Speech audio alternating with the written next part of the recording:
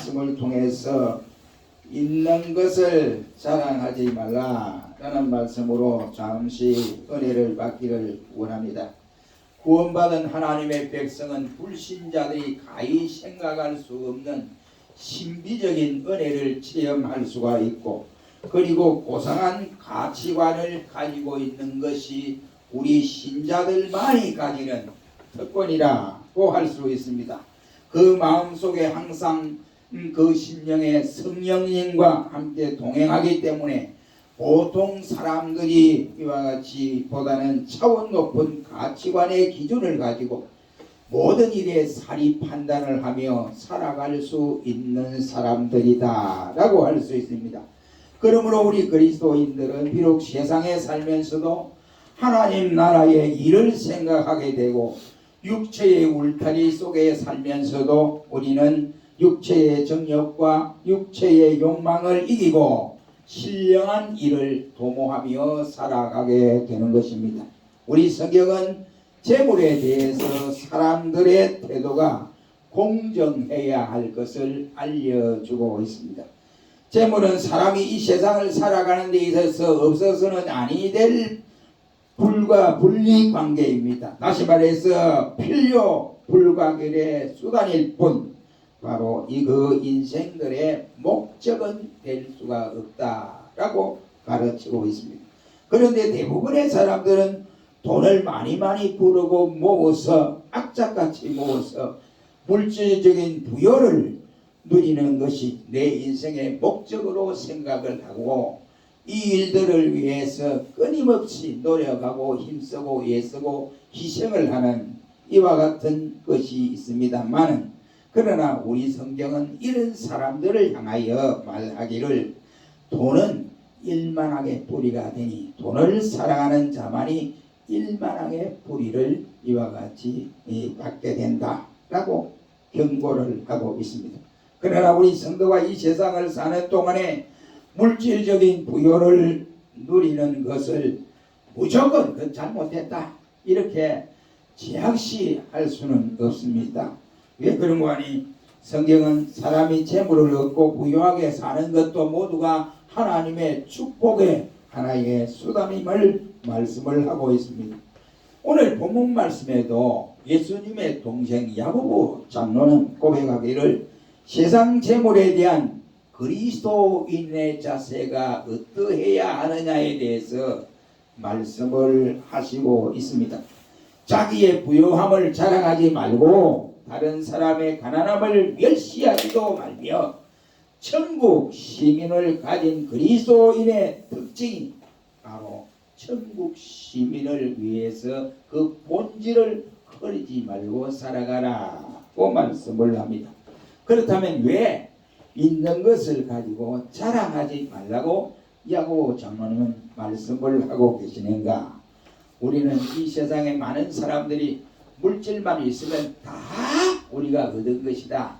돈이 있으면 최고고 명예가 있으면 최고고 내게 이와 같이 그 외에도 권세가 있으면 최고다 라고 생각하는 오늘의 잘못된 모든 사람들의 가치관을 말씀을 하고 있습니다. 그래서 이 시간에 왜 가진 것을 자랑하지 말라고 하셨을까 하는 것입니다. 첫째는 바로 물질의 부유함이 있고 없음에 따라서 그 기준이 판단하는 기준이 될 수 없기 때문이라고 야고보 장로는 9절 말씀에서 밝혀주고 있습니다. 9절에 보면 낮은 형제는 자기의 높음을 자랑하고 부한 형제는 바로 자기의 낮음을 자랑할지니라고 했습니다. 여기 낮은 형제라는 말은 육체적으로 가난하여 또 질병과 싸우고 또 우리가 생각할 때 야, 저 사람 참 어렵게 산다, 힘들게 산다, 안 됐다 라고 하는 이러한 사람들을 말할 수가 있습니다.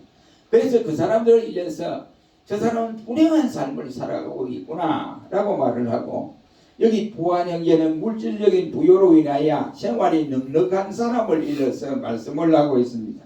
그런데 여기 낮은 형제는 높음을 자랑하고 낮음을 자랑하라 라고 하는 이 말씀은 역설적인 진리가 아닐 수가 없습니다. 이는 곧 인간들 앞에서 낮게 보이는 사람이 하나님 앞에는 높이 높이 보여질 수가 있고, 인간들 앞에서 이와 같이 부유한 사람이 하나님 보시기에는 한없이 낮은 자로 보여지는 경우가 없지 않아 있다라고 하는 것입니다. 육체적으로 가난하고 낮은 자이면서 영적으로는 부유하고 귀한 자로 신분이 될 수가 있는가 하면, 육신적으로는 부유하고 형통해도 영적으로는 가난하고 비천한 자도 분명히 많다고 하는 사실을 말씀하고 있습니다. 그 이유는 반드시 사람들 앞에서 부유한 자가 하나님 앞에서 반드시 부유할 수는 없다고 하는 사실입니다. 왜 그러느냐? 그 부유의 가치가 바로 물질적인 많고 적음에 따르는 것이 아니다, 이런 말. 하나님께서는 가난한 것과 부유한 것의 기준을 물질에 두고 이와 같이 판단하는 것이 아니란 말이에요.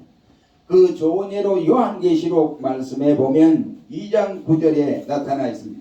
아시아의 7교회에 그 7교회 가운데에 하나님이 2교회를 본으로 보여서 말씀을 하는데, 요한계시록 2장 9절 이하의 말씀에 보면 여기에 에베소 교회와 아니면 스무나 교회와 두아디라 교회, 2교회를 예를 들어 말씀을 하고 있습니다. 이 계시록 2장 9절에 주께서 스무나 교회에 편지하기를 내가 내 환난과 궁핍을 아노니 실상은 내가 부유한 자라고 말씀을 하고 있습니다. 주께서 라오디게아 교회에도 마지막을 보내는 편지의 내용에서 내가 말하기를 나는 부조라 부유한 것이 없다, 부족한 것이 없다 라고 하면서, 하나 주님 자신이 보니까 내가 공고하고 가련한 것과 눈먼 것과 벌거벗은 것을 네가 알지 못하는도다. 내가 너를 고난이 내게서 불로 연단한 금을 사서 부요하고 흰옷을 사서 입어 벌거벗은 수치를 보이지 않게 하고 안약을 사서 눈에 발라라고 말씀을 하고 있습니다. 다시 말하면 물질적으로 풍부한 라오디게아 교회보다는 바로 물질의 어려움을 겪는 스무나 교회가 더욱 부자다라고 말씀을 하시고 있습니다. 이 라오디게아 교회는 그 시대에 당시에 이 약물을 생산을 해서 파는 그런 도시였습니다. 그런데 항상 그 도시는 부유한 도시다라고 말을 할 수 있습니다. 그러나 반면에 신앙적으로는 저들이 형편이 없는 이러한 교회였습니다. 그래서 저들 스스로가 우리 부자다, 걱정이 없다, 우리가 세상 걱정 뭐 할 거 있느냐, 우리 교회는 가장 든든한 교회다 라고 하지만은 실상 주님이 그 교회를 쳐다보니까 눈도 멀어서 보이지 않고 판단력이 어려버리고, 옷도 헐벗었는데도 불구하고 헐벗었는지를 모르고 있다 이 말이지요. 그러니까 주님이 보는 가치관과 저들이 보는 판단의 가치관은 다르다 이런 말이에요. 육신적으로 보면 넉넉해도 실상 교회를 쳐다보니까 교회 속에서는 가난뱅이로 가득 찼다라고 하는 사실입니다. 그러나 스무나 교회는 당시에 환난과 핍박을 받고 교회 지도자들이 어려움을 겪고 교회가 힘들고 물질적으로도 그러니까 헌금할 사람이 자꾸 줄어들고 딴 지역으로 가버려서 믿음 생활을 바로 하려고 하고 이러니까 어렵지만은 내가 볼 때 그 교회가 부자 교회다 라고 말씀을 하시고 있다는 말입니다. 예수님께서 성령 초기에도 탐심이 많은 제자들을 향해서 너희 마음에 있는 탐심을 물리쳐라 라고 말씀을 하신 일이 있습니다. 누가복음 12장 15절 말씀을 더 보면 예수님을 따르는 사람들 중에 두 형제가 부모의 재산 문제를 가지고 서로 다투고 하는 일이 벌어졌습니다. 그때 예수님께서 하시는 말씀이 너희가 그 상속될 재산을 가지고 니끼 문제다 내끼 문제다 이렇게 싸울 것이 아니라 네 속에 있는 탐심을 물리쳐라. 그러면 모든 문제가 해결된다 라고 말씀을 해주신 일이 있습니다. 사람의 생명이 그 소유에 넉넉한 데 있는 것이 아니다라고 말씀을 하셨습니다. 주님 앞에서는 소유가 많고 적음에 따라서 그 판단의 기준이 될 수가 없다. 이런 말이에요. 무엇을 판단하느냐 말이에요. 그 사람이 가지고 있는 믿음을 주님은 보시는 것입니다. 그 사람의 믿음이 크냐, 그 사람의 믿음이 작으냐에 따라서 주님 판단이 이와 같이 높게 보여지고 아니면 낮게 이와 같이 판단하는 경우를 말씀하고 있습니다. 그러므로 우리는 주님 앞에서 믿음이 적은 자가 되지 말고 믿음이 큰 자들이 되시기를 주의 이름으로 축원합니다.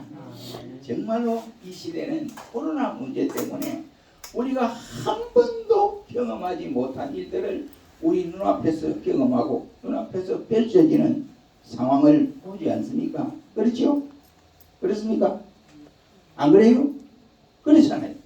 그런데 이러한 어려운 시대에 교회가 수축하지 말고 성도들의 믿음이 자꾸 나태하지 말고 우리는 주님 앞에서 물질 관계 때문에 크고 작다 판단보다는 우리의 큰 믿음을 가져서 이 시대를 능히 이기고 주님 앞에 인정받는 종들이 되시기를 주의 이름으로 축원합니다. 두 번째는 부한 것도 바로 가난한 자도 다 무상하기 때문에 우리의 눈으로 보이는 그것 가지고 판단하지 말아라. 이것이 11절 말씀입니다. 세상의 재물은 다 허무한 것이라고 한마디로 결론을 지어 말씀을 합니다. 11절 말씀에 보면 이는 다 불의 꽃과 같이 지나감이라. 해가 돋고 뜨거운 바람이 불어 불을 말리오면 꽃이 떨어져 그 모양의 아름다움이 없어지나니 부한 자도 그 행하는 일에 이와 같이 쇠잔하리라고 말씀을 하셨습니다. 서로의 재물을 많이 취하고 오래도록 쌓아두기 위해서 사람들이 목에 핏대를 올리고 온갖 짓을 다하고 정도를 걷지 아니하고 물질을 빼앗다시피 하는 이러한 싸움이 치열하지만은 그 모아둔 재물들은 마지막에는 어떻게 되느냐? 바람 앞에 떨어지는 꽃잎과 같이 모두 다 허무하게 떨어져 버리고 날아가 버리고 만다 라고 말씀을 합니다. 그런 의미에 생각해보면 어디 이 세상에서 어디 물질뿐이겠습니까? 재물뿐이겠느냐 이 말입니다. 그것보다 더 훨씬 중요한 한 사람의 생명까지도 아침 안개처럼 사라져 버리는 경우들이 있다 이런 말입니다. 베드로전서 1장 24절에 말하기를 베드로 사도는 그토록 추구하고 위해서는 세상 사람들의 재물이나 권세나 명예가 다 허무하다라고 말씀을 하고 있습니다. 모든 육체는 풀과 같고 그 모든 영광은 풀의 꽃과 같으니 풀은 마르고 꽃은 시들어짐으로 말미암아 바로 오직 주의 말씀은 살아있다 라고 말씀을 하시고 있습니다. 오늘 본문 11절에도 해가 돋고 뜨거운 바람이 불어 풀을 말리오면 꽃이 떨어져 그 모양의 아름다움이 없어지나니라고 말씀하는 것을 보아서 팔레스타인에 얼마나 그 태양열이 강렬합니까? 뜨겁거든요. 그러니까 사막지대에 그냥 철판을 깔아놓고 거기다 계란을 탁 던져놓으면 그러면 후라이가 된다고 그러잖아요. 후라이가. 그렇게 뜨거운 그 뜨거운 바람이 불고 이러면 아무리 좋은 꽃도 그러면 시들어버리고 떨어져 버린다 이 말이에요. 그래서 그 사막에 열풍이 몰아칠 때 풀의 꽃들이 허무하게 날아가 버리는 것을 연상하여 말씀을 하고 있습니다. 꽃의 아름다움도 볼 것이 아니라 그 다음에 오는 그 꽃이 아름다움보다도 그 뒷면에 바람이 불어서 뜨거운 열풍 때문에 떨어지는 그 장면을 생각해 보라 이란 말씀이 되겠습니다. 세상의 재물과 권세의 아름다움도 그것을 떨어지게 하고 날려 보내버리는 이 뜨거운 바람이 있다는 것을 알아라 이런 말이에요. 그 인생의 열풍이 뭐냐? 이것은 곧 전쟁의 바람일 수도 있습니다. 그리고 질병의 바람일 수도 있습니다. 각종 재난의 바람일 수도 있고 죽음의 바람일 수도 있습니다. 이러한 것들이 휩쓸어 갈 때 재물을 모아둔 그 아름다움도 비참하게 이와 같이 다 날아가 버리고 만다라고 말씀을 합니다. 사랑하는 성도 여러분, 오늘의 이 시대는 변화무쌍한 세상을 살면서 갑자기 없어져 버릴 재물이나 명예에만 집착할 것이 아니라 변하지 아니하는 하나님의 말씀을 따라 살아야 할 것을 우리에게 교훈해주고 있습니다. 명심하시기를 주의 이름으로 축원합니다. 말씀을 따라간 아브라함의 생애를 보십시오. 그의 생애가 어땠습니까? 100세 때 아들을 주겠다 했을 때에 아브라함이 싱긋이 웃었습니다. 또 사라도 그 소리를 듣고 장막 밖에서 음식을 요리하다 그 소리를 듣고 싱긋이 웃었습니다. 이건 내 나이가 90인데 내 나이가 90인데 내 남편의 나이가 90인데 내 나이가 80인데 어떻게 내가 아이를 가질 수 있어? 하고 싱긋이 웃었습니다. 아브라함이 웃는 웃음과 사라가 웃는 웃음이 달랐어요. 로마서에 보면 아브라함은 믿고 웃었고 사라는 좀 덜 믿었어요. 그렇습니다. 그런데 그 말씀을 따라 믿었던 아브라함이 자식을 얻었어요. 100세 때 아들을 얻었습니다. 그게 뭐냐 이 말입니다. 아브라함의 생애에서 보면 이와 같이 믿음이 어뜸이 됐다 하는 것을 볼 수 있습니다. 그리고 자기 다 키우는 자기 아들을 대고 모리아 산에 가서 번제로 드리라 할 때 아브라함이 어떻게 할까요? 아내에게 말할 때 안 됩니다. 아주 귀한 아들인데 어떻게 당신이 100살 때 듣고 내가 90에 얻은 아들이 그 아들이 어떤 아들인데 볼면 날아갈까? 만지면 터질까? 그런 아들인데 어떻게 하나님을 바칠 수 있습니까? 안 됩니다. 그러지 않고 다녀오세요. 그래가지고 하나님의 모리아산에서 이삭을 번제로 드리려고 딱 바치려고 하는데 칼을 빼들었는데 아브라함아 하나님의 음성이 그랬어요. 그래서 아브라함이 하나님 했더니 하는 말이 그 이삭을 손대지 말고 저 숯불 속에 내가 순놈 양 좋은 양을 내가 메어 놓았다. 그것 가지고 이삭 대신에 드리라. 이제 네가 나를 사랑하는 줄 내가 알미라고 말씀을 해 주었습니다. 다시 말하면 아브라함은 자식들에게 돈을 물려주고 재산을 물려주려고 애를 쓴 것이 아니고 신앙의 예대를 있게 한 그 모습을 볼 수가 있습니다. 만약 아브라함이 아버지 하나님 그 절대 안 됩니다 이랬습니다. 아마 이삭도 어려움이 있다기 때문에 아버지 하나님 우리 아버지도 그렇게 했는데 절대 안 됩니다 이렇게 할 거 아니에요. 그러나 어려운 상황 가운데서 아버지 하시는 모습을 본 이삭이었기에 그는 순종의 아들로 계속해서 이렇게 평생을 살았던 것을 볼 수 있습니다. 우리 자녀들에게 재산을 물려주는 것도 중요한 일입니다. 대단히 중요한 일이에요. 그러나 그 재산보다도 더 중요한 것은 하나님의 말씀을 한 자라도 더 물려주는 것이 더 크고 중요한 일이다. 믿으시기를 바랍니다. 세 번째는 왜 하나님이 이렇게 가진 것을 자랑하지 말라고 했느냐? 모든 것의 주인은 사람이 아니라 하나님 자신임을 강조하는 내용입니다. 창세기 1장 1절에 우리가 잘 아는 말씀입니다. 태초에 하나님이 천지를 창조하시니라 그 말씀을 하고 있습니다. 이는 만물의 근원이 하나님께로부터 왔다. 이것을 말씀하는 내용이라고 할 수 있습니다. 로마서 11장 36절 말씀에도 말하기를 만물이 주에게서 나오고 주로 말미암아 주께로 돌아간다 라고 말씀을 해주시고 있습니다.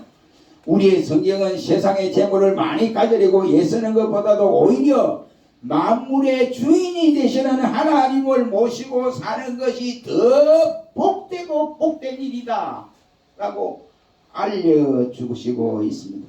예수님께서 부자와 나사로의 비유를 통해서 말씀을 했듯이 우리에게 세상의 것을 다 소유한다 할지라도 하나님을 소유하지 못한 자와 세상에서는 말할 수 없이 가난하지만은 하나님을 소유한 자의 차이는 엄청난 차이를 이루고 있다라고 알려주고 있습니다.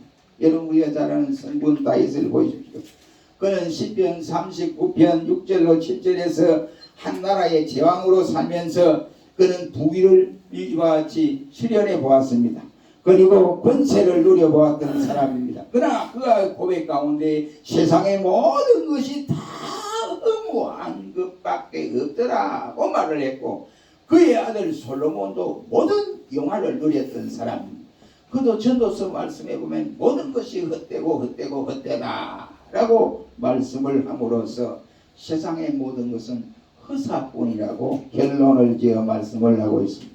다윗은 말하기를 진실로 각 사람은 그림자같이 다니고 헛된 일에 분유하며 재물을 쌓아 누가 취하려는지 알지 못하나이다. 주여 내가 무엇을 바라려 나의 소망은 주님께 있습니다 라고 다윗은 고백을 했습니다.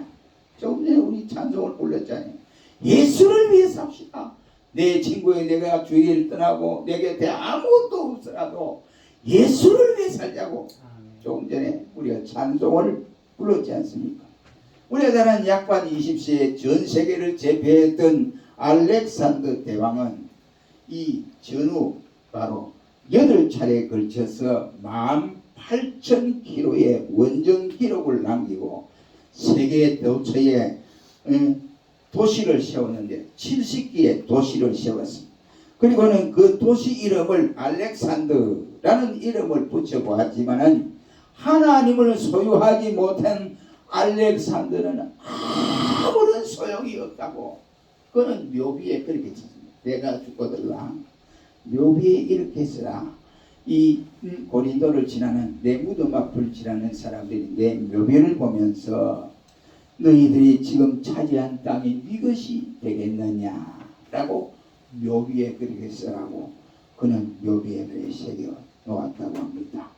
이와는 달리 성경에는 세상 것을 별도로 소유하지 못하면서도 하나님을 소유하고 거기에 만족을 하는 사람은 바로 자랑스러운 사람이다 라고 말씀을 하고 있습니다.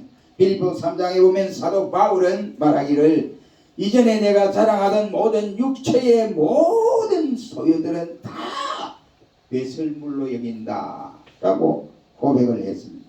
그것은 예수 그리스도를 아는 지식이 가장 고상함을 확신했기 때문에 그랬습니다. 바울은 평생 동안 예수 그리스도만을 붙잡고 살아갔던 사람입니다. 그래서 인생의 목표를 잘 먹고 잘 살고 부자가 되고 그 다음 재산이 많고 사업을 해서 장막 사업을 해서 돈을 말고 이게 아니고 그는 감옥 속에서 순교할 날을 기다리면서 고백하기를 이제 올해는 나를 위하여 하나님이 예비되었는데 의의 면류관이 예비되어 있다 라고 수레를 하면서 자랑을 했습니다. 사랑하는 성도 여러분, 여러분들은 예수 그리스도를 소유한 것이 가장 큰 축복인 줄로 고백하십니까? 아니면 우리 세상에 살아보니까 돈이 최고더라. 돈이 돈가다 그럼 죽습니다. 돈가다 똥 하고 죽습니다고요. 그러니까 세상에서 우리 신자들은 적어도 내가 믿음이 있다고 한다면 세상의 모든 것보다도 예수님보다 귀한 것이 없다고 고백할 줄 아셔야 합니다. 우리 모두 예수 그리스도를 소유한 것이 가장 큰 축복임을 깨달으시길 축원합니다. 우리가 잘 아는 J.M. 하리스라고 하는 사람이 아주 갑부예요. 돈이 많은 사람이 사업을 잘했습니다. 근데 예수 믿기 전에 그 많은 돈이 사업이 한번 잘못해가지고 싹 없어져 있었어요. 엄청난 고난을 당했습니다. 가난한 사람은 가난해도 어려움을 버텨나갈 수 있어요. 그러나 부자는 가난하면 정신을 못 차려요. 그런데 이 사람이 고난을 받고 시리에 빠져 있을 때 예수님을 영접했습니다. 그리고 나서 그 기쁨, 그 감사를 표현할 길이 없어서 그가 시를 써서 찬송을 만들었습니다. 근데 그의 찬송은 어떻게 찬송을 불렀느냐? 세상에는 눈물뿐이고 고통만 닥쳐와도 내 심령은 예수님으로 기쁨 찬송 부르네. 한숨 쉬던 불행이 변하여 기쁜 찬송이 되고 또한 괴로움을 주던 환경이 천국으로 화했네. 은근보아 다 준다도 예수만 못하고 명예지위 훌륭한다 해도 예수님만 못하다. 속지 말라 세상 허영에 마음 뺏기지 말라. 세상 것은 일장춘몽 물거품과 같도다. 나는 예수님으로서 참 만족 누리네. 세상 영광 다 준대도 주님과 못 바꾸네 라고 이 찬송을 불렀습니다. 이 찬송을 부르는 모든 성도들에게 은혜를 끼쳤습니다. 이런 고백을 하는 사람들이야말로 세상의 모든 소유는 하나님의 것임을 고백하는 사람이라고 할 수 있습니다.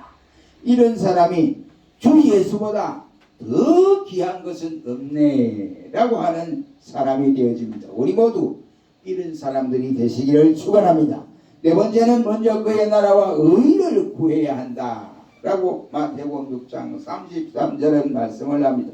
우리 성경에는 세상이나 물질을 제약실현하지 않습니다. 다만 예수님보다 물질을 먼저 생각하고 물질을 더 좋아하고 물질 받기 위해서 믿음을 저버리는 사람에게 대해서 돈을 사랑함이 일만하게 뿌리가 된다라고 경고를 하고 있습니다.